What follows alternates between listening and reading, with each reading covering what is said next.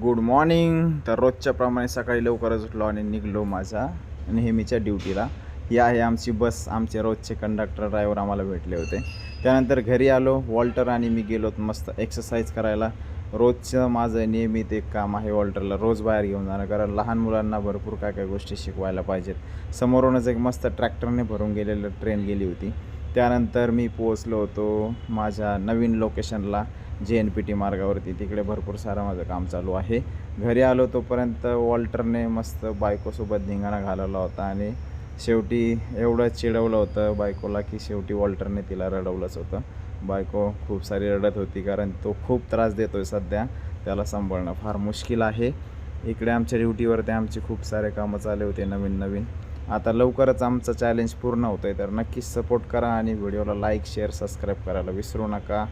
तर चला भेटूया नंतर दुसऱ्या टास्कमध्ये. तर काळजी घ्या.